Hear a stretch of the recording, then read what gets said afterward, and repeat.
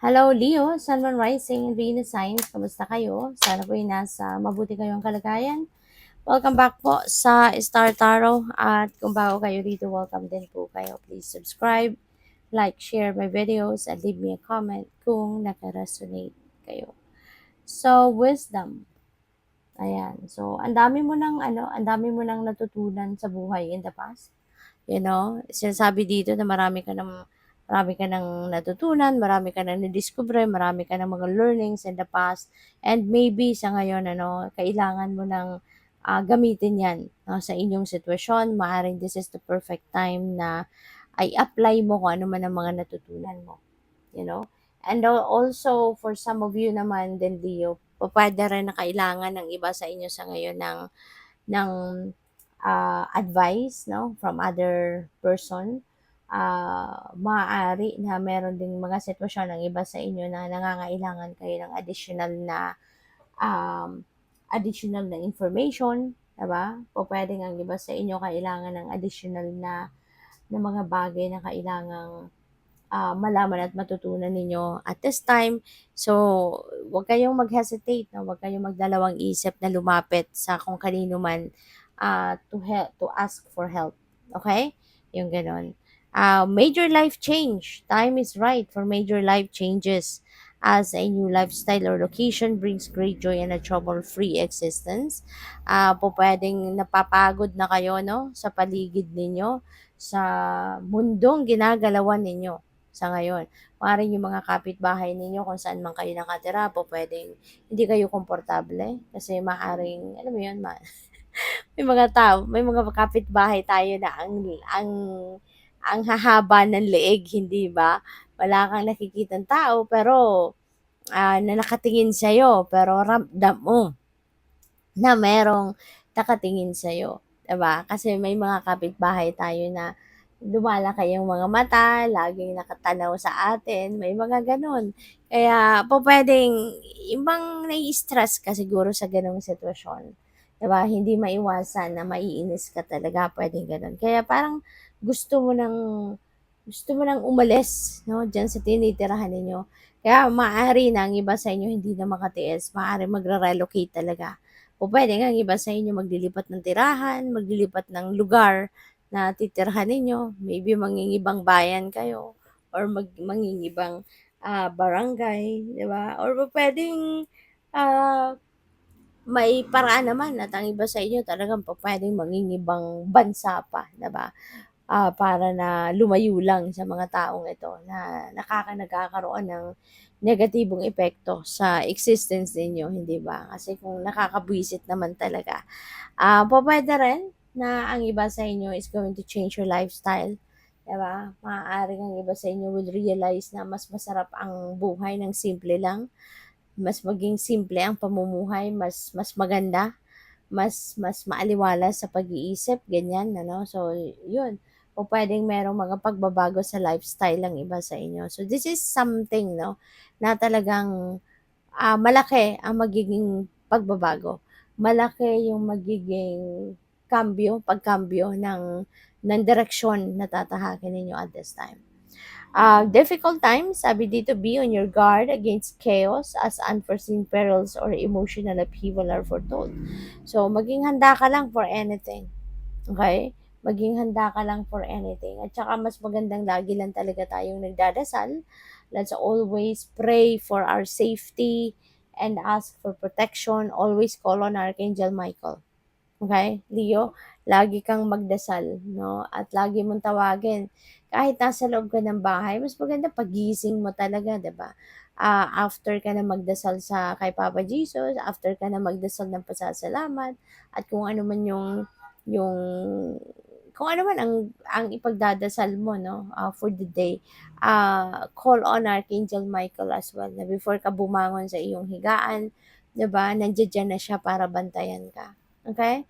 Always call on Archangel Michael to protect you and keep you safe at all times, saan ka man pupunta, 'di ba? Nasa bahay ka man or lalabas ka ng bahay, to keep you safe. Okay? At saka mailayo ka sa mga ganyan, sa mga kaguluhan, mailayo ka sa mga negative situations, negative energies, negative people, okay? So always call on Archangel Michael to protect you and keep you safe, okay? So maraming salamat, no, for subscribing, and if you haven't subscribed yet, subscribe na kayo. And also maraming salamat din for not skipping the ads. Malaking bagay yan sa akin. And also please click the join button sa baba ng video kung gusto niyo na mag-join sa membership. So, we have loyal friend. Ayan, a wise and supportive person. So, napakaganda nito. Yung loyal friend mo na yan, no, maaaring mapapatunayan mo talaga na siya ay tunay na kaibigan. Siya ay tunay na loyal sa'yo. Kasi pag pwedeng may situation ka sa ngayon na makakailanganin mo siya, you know, and kahit hindi mo siya pagsabihan, hindi mo siya obligahin, 'di ba, na tulungan ka, he or she will be there for you. Kaya mapapatunayan mo na this person is indeed, no, a loyal friend to you, 'di ba? Napaka-suportado ka niya, napaka-matulungin niya sa'yo. So, mapapatunayan mo din 'yan sa ngayon. We have serendipity. There is a fatal encounter na mangyayari, Leo. So, there is someone dito na po pwedeng makilala mo ngayon. Meron dadating na tao sa buhay mo. You will be meeting this person. At kasi yung taong ito is meant to be part of your life kasi in the near future, maaring yung taong ito will play significant role in your life at maaring magbubukas ito ng oportunidad para sa iyo kung anumang klaseng opportunity o pwede yung tao ito yung makakatulong mo sa kung anuman or po pwedeng yung taong ito yung magbibigay sa iyo ng gabay specifically, 'di ba, sa kung anuman ang area of life na kailangan mo ng guidance. So, yun, no? Pupuwede na this person is going to play a significant role in your life, now or in the near future. Kaya ngayon, papasok na siya sa buhay mo. Dadating na siya. So, we have test. Ayan, look for a divine test. Ayan, may mga, pupuwedeng may mga ano dito, may mga lessons that you are going to learn, no, sa mga sitwasyon sa ngayon. Pupuwedeng may mga, let's say, may mga challenges na po puwedeng mangyari and you of course sa mga challenges diyan tayo natututo, 'di ba? So marami ka sigurong matututunan sa ngayon from that specific situation, you know. So yun, good luck sa'yo. We have in the distance. Wow, closer than you think. This is nice. Leo, good luck sa'yo. Kasi this is dreams coming true. No? Meron na dito magka-come to fruition. Mga heart's desires mo, mga wants mo, mga wishes mo, mga dreams mo. Ngayon, maaaring yan ay mag-come to fruition na. Yan ay, ano na, kumbaga dreams are coming true sa ngayon. You know, maaring sa tagal ng panahon, ano, pwede kasi ng mga pangarap mo to nung bata ka pa. 'Di ba? Or nung bata-bata ka pa. It's like, siguro mga 10 years ago, makapangarap mo to. Or maybe 20 years ago, pangarap mo to. 'Di ba? At ngayon lang ito mangyayari. Ngayon mo lang ito may isa sa katuparan. So, kaya exciting, napakasaya. 'Di ba? Na kahit matagal ng panahon, pero hindi mo binitawan. So, we have change and fear is not a good advisor. So, may pagbabago talaga, 'di ba? May major life change nga tayong card. Kaya ito parang kino-confirm lang nito na may pagbabago talaga na mangyayari. At ang mga pagbabagong ito is major change nga. Kaya hindi ka dito, kumbaga hindi mo papairalin dito yung takot.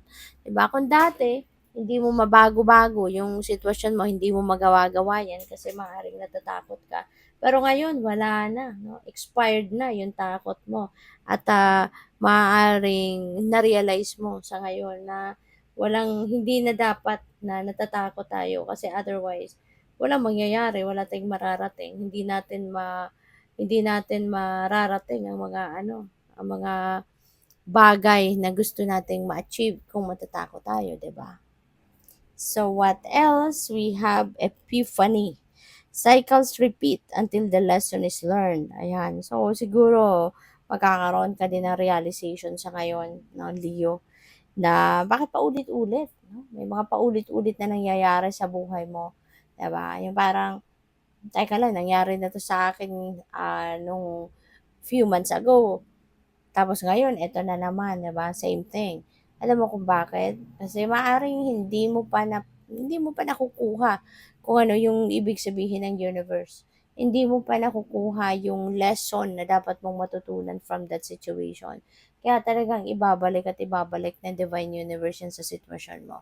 Kasi may mga bagay, no? May mga pangyayari sa buhay natin na may specific lesson na dapat tayong matutunan. May specific learning na dapat tayong ma-pick up no, sa certain situation na yan. Pero kung hindi natin yan nalalaman, talagang mapapansin mo, ibabalik yan sa'yo ng universe hanggang sa matutunan mo kung anong bagay na dapat mong matutunan from that. Kaya maaaring ganito yon, no? But you will receive epiphany, magkakaroon ka ng kalinawan sa inyong isipan at mapapansin mo na, okay, maaaring ito yun. Diba? At kapag nalaman mo na yon, na-figure out mo na, then for sure, hindi na yan babalik at hindi na mangyayaring uli sa buhay mo. Okay? So, good luck. Thank you for watching. Love and light. Namaste.